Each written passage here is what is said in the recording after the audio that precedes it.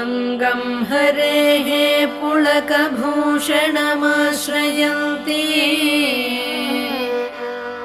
भृङ्गाङ्गनेव मुकुलाभरणं तमालम्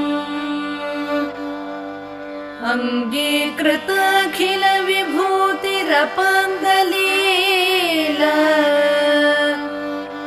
माङ्गल्यदास्तु मम मङ्गलदेवतायाः